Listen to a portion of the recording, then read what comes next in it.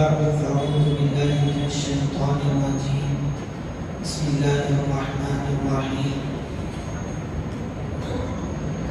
ولا تطرد الذين يدعون ربهم بالغداة والعشي يريدون وجهه ما عليك من حسابهم من شيء وما من حسابك عليهم من شيء فتطردهم فتكون من الظالمين. سبحان ربك رب العزة عما يصفون والسلام على المرسلين والحمد لله رب العالمين. اللهم صل على سيدنا محمد وعلى آل سيدنا محمد وبارك وسلم.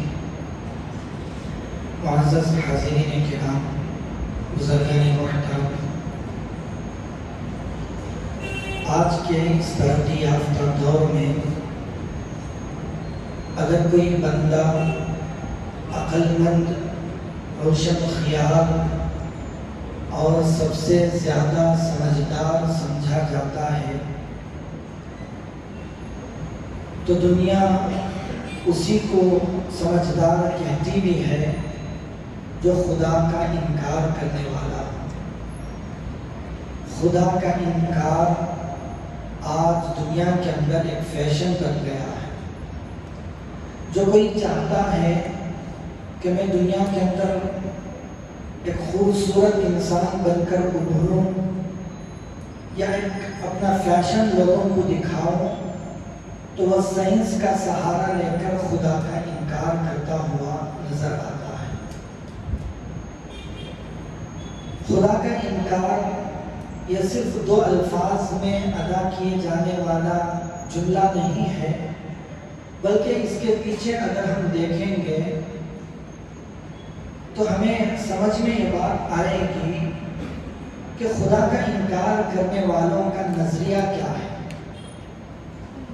جس طرح دنیا کے اندر دیگر مخلوقات، دوسرے جانور، دوسرے چرند پرند آتے ہیں، کھاتے ہیں، پیتے ہیں، اپنی زندگی گزار کر ختم ہو کر چلے جاتے ہیں، وہ لوگ بھی یہی سمجھتے ہیں کہ ہم بھی دنیا کے اندر آئے، پیدا ہوئے، کھائیں گے، پیئیں گے، عیش و آرام کریں گے، ایک دن ختم ہو کر چلے جائیں گے.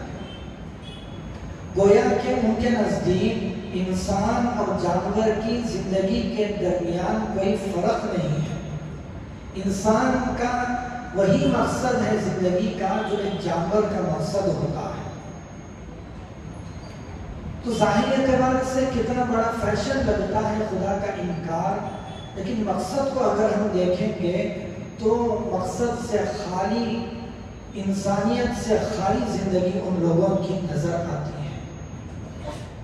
اب جب وہ لوگ یہ سمجھتے ہیں کہ ہمارے دنیا میں آنے کا مقصد نہیں ہے، دنیا کے اندر کامیاب وہی ہے جو دنیا کے اندر رہ کر اچھا کھا لیا، اچھا پی لیا، اچھے کپڑے پہن لیا، اچھی گاڑی خرید لیا، دنیا کے نزدیک لوگوں کے سامنے عزت کما لیا اور اچھے سے اچھا گھر بنا لیا، لوگوں کے سامنے مالدار کہوا لیا، تو یہی بندہ ان لوگوں کے نزدیک دنیا میں کامیاب سمجھا جاتا ہے.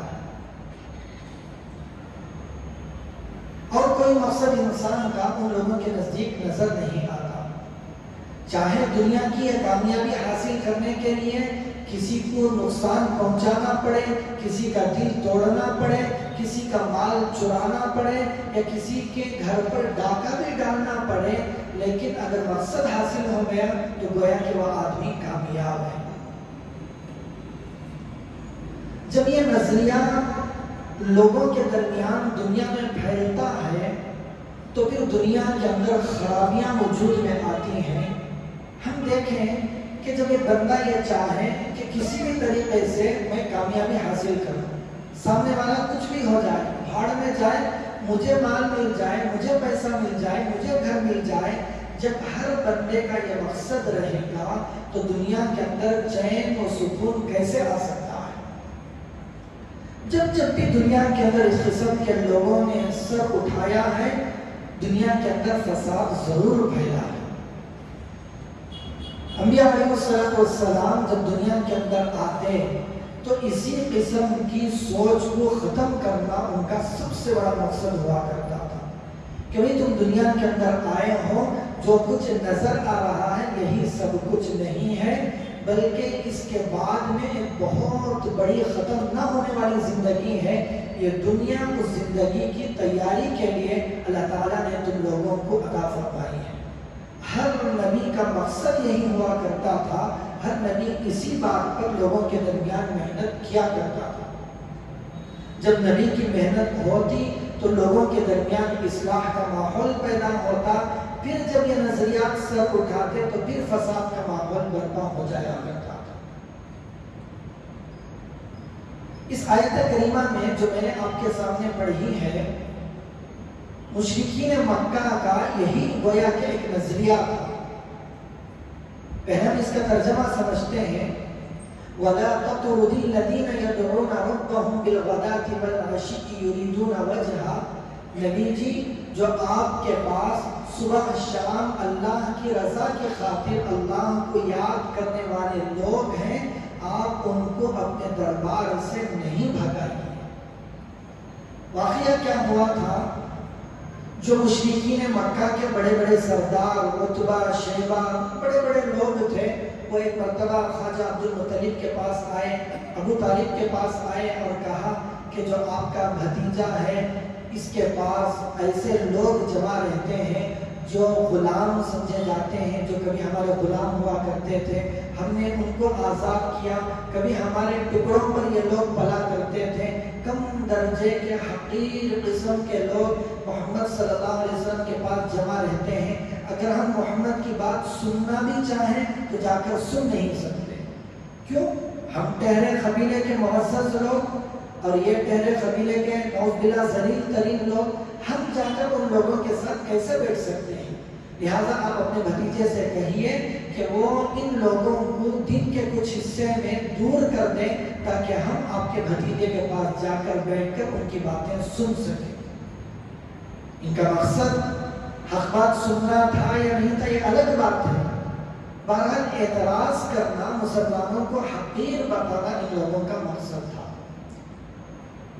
جب یہ بات نبی پاک صلی اللہ علیہ وسلم کے دربار میں آئی، حضرت عمر فاروق رضی اللہ تعالی عنہ بھی دربار میں تھے، حضرت نے فرمایا یا نبی جی، یہ بات بالکل صحیح ہے کہ یہ جو مسلمان ہیں یہ تو ہمارے اپنے ہیں، ہمارے اپنے جو لوگ ہوتے ہیں وہ ان کو اگر ہم تھوڑی دیر کے لیے ہٹا بھی دیں تو وہ دل سے کوئی برا نہیں مانیں گے۔ ہو سکتا ہے کہ یہ بڑے بڑے لوگ آپ کے دربار میں آ کر بیٹھیں گے، آپ کی باتیں سنیں گے تو ان کے دل بدل کر یہ مسلمان ہو جائیں، اس لیے تھوڑی دیر کے لیے آپ ان کو کنارے بٹھا دیں تو بہتر رہے گا۔ یہ حضرت عمر رضی اللہ عنہ کا مشورہ تھا، لیکن اللہ تعالیٰ نے قرآن پاک میں آیت نازل فرما دی، سخت تنبیہ فرمائی نبی پاک صلی اللہ علیہ وسلم پر، وَلَا تَطْرُدِ الَّذِينَ يَدْعُونَ رَبَّهُمْ۔ اے نبی، ان حقیر جو بدبخت لوگ ہیں، ایمان سے دور ہیں، ان لوگوں کی خاطر جو مجھے یاد کرنے والے ایمان والے لوگ ہیں، ان کو اپنے دربار سے نہیں بھگائیے، ان کو اپنے دربار سے آپ نہیں نکالیں گے۔ مَا عَلَيْكَ مِنْ حِسَابِهِمْ وَمَا مِنْ حِسَابِكَ عَلَيْهِمْ۔ اگر وہ مشرکین مکہ بڑے بڑے سردار سمجھے جانے والے لوگ اگر آپ پر ایمان نہیں لاتے تو آپ کے ذمہ ان کا حساب نہیں ہے، وہ کیوں ایمان نہیں لائے، کیوں ایمان آپ سے نہیں پوچھا جائے گا۔ ایسا بھی نہیں کہ ان لوگوں کے ذمہ آپ کا حساب ہے، ایسا بھی نہیں ہے، ان کے اعمال ان کے ذات ہیں، ایمان لائے تو لائے، اللہ تعالیٰ ان کو محروم کر دیے ہیں فی الحال، تو آپ ان لوگوں کی خاطر مسلمانوں کو اپنے دربار سے نہیں نکالیے۔ تو اس آیت سے، اس واقعے سے ہمیں کچھ اسباق ملتے ہیں۔ پہلا سبق تو یہ ملتا ہے کہ اللہ رب العزت کے نزدیک دنیا کے مال و اسباب کی، کپڑوں کی عزت کی، گھر مکان بنگلے کی کوئی عزت نہیں ہے۔ اللہ کے نزدیک اگر کسی کی وقار اور عزت ہے تو وہ ایمان والوں کی عزت ہے۔ ہماری نظروں کے سامنے کوئی بندہ ایسا ہے جو پھٹے پرانے کپڑے پہن کر، پراگندہ بال رکھ کر، دیکھنے کے اعتبار سے بالکل فقیر نظر آ رہا ہے، ظاہری حالت کو دیکھ کر ہمیں کسی آدمی کو جج کرنے کی اجازت نہیں ہے۔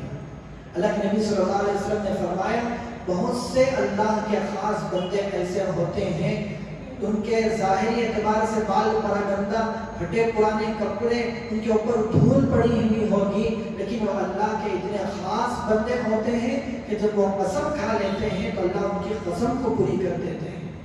کسی بات پر قسم کھا لے تو اللہ ان کی قسم کی لاج رکھتے ہوئے ان کی قسم پوری کر دیا کرتے ہیں۔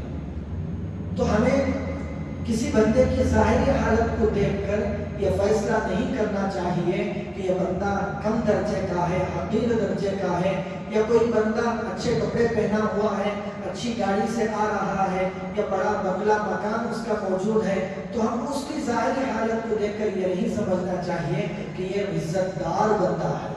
اللہ نے فرمایا ان اکرمکم عند اللہ اتقاکم، اگر تمہارے درمیان کوئی معزز عزت والا بندہ اگر کوئی ہے تو وہ تمہارے درمیان جو سب سے زیادہ متقی پرہیزگار ہوگا وہ اللہ کے نزدیک زیادہ عزیز ہے۔ تو ہمیں اگر عزت دار بندہ بننا ہے تو پھر اللہ کے نزدیک عزت کا جو معیار ہے اس کو حاصل کرنا پڑے گا۔ ایسا نہیں کہ ہم دنیا کے اندر کامیابی حاصل کرنے کے لیے دنیا کی چیزوں کے پیچھے بھاگتے پھریں، اسباب کے پیچھے، مادیت کے پیچھے۔ ظاہری اعتبار سے تو عزت نظر آئے گی، لیکن جس چیز میں اللہ نے حقیقی طور پر عزت رکھی ہے وہ اللہ کو راضی کرنے والے اعمال ہیں۔ ان چیزوں میں اگر ہم کوشش کریں گے تو اللہ تعالیٰ اسباب کے نہ رہتے ہوئے ذلت کے سامان موجود ہوں گے، انہی ذلت کے سامان سے اللہ تعالیٰ عزتیں عطا کر کے دکھائیں گے۔ ظاہر معلوم اسباب بھی نہیں ہیں، اچھے سے اچھے کپڑے بھی نہیں ہیں، اچھے سے اچھا گھر بھی نہیں ہے، اچھے سے اچھا خاندان بھی نہیں ہے، لیکن اللہ کا محبوب بندہ بن گیا تو اللہ اس کو عزت دے کر لوگوں کے سامنے معزز بنا کر دکھائیں۔ تو اس لیے حقیقی کامیابی وہ ہے جو اللہ کے نزدیک مقرب بن کر، متقی بن کر حاصل کی جائے۔ کہ جو دنیا کے لوگ ہیں، جو لبرل لوگ ہیں، یا اپنے آپ کو ایتھیسٹ کہتے ہوئے فخر محسوس کرتے ہیں، یہ تو بظاہر یہ سمجھتے ہیں کہ دنیا ہی کی کامیابی حقیقی کامیابی ہے۔ بالکل ان لوگوں کا خیال بیکار ہے، فاسد ہے۔ اس قسم کے خیالات دنیا کے اندر بہت زیادہ پھیل رہے ہیں۔ مادیت پرستی آج امت کے اندر، امت کے نوجوانوں کے اندر بڑے پیمانے پر تیزی سے پھیلایا جا رہا ہے۔ ہم یہ نہیں سمجھتے کہ میرے گھر کے اندر پڑھنے والا، بڑا ہونے والا، اسکول کالج پڑھنے والا بچہ جو بھی ہے مسلمان ہے، ہم یہ سمجھ رہے ہیں، لیکن اسکولوں کے ذریعے سے، کالجز کے ذریعے سے بہت زیادہ تیزی کے ساتھ ہمارے بچوں کے ذہنوں میں یہ مادیت پرستی کے، لبرلزم کے اور ایتھیسٹ جو ہیں خدا کا انکار کرنے والے، ان لوگوں کے جراثیم ہمارے بچوں کے اندر بڑی تیزی سے منتقل ہو رہے ہیں۔ تو اس لیے اگر ہم اپنا ایمان محفوظ رکھنا چاہتے ہیں تو اپنے ایمان کی حفاظت کے ساتھ ساتھ اپنے بچوں کے ایمان کی بھی فکر کریں، اور ہمارے گھر کا ماحول ایسا ہو جو مادیت پرست نہ ہو۔ مادیت یعنی دنیا کے جو اسباب ہیں اسی کے پیچھے بھاگنے کو مادیت پرستی کہتے ہیں۔ اس سے ہٹ کر آخرت کا چرچا ہو، آخرت کی باتیں گھر میں ہوں گی تو پھر ہمارے بچوں کے اندر بھی ان چیزوں سے خیال ہٹ کر آخرت کا بھی کچھ خیال پیدا ہوگا۔ اللہ تعالیٰ ان باتوں پر عمل کی توفیق عطا فرمائے۔ وآخر دعوانا الحمد للہ رب العالمین۔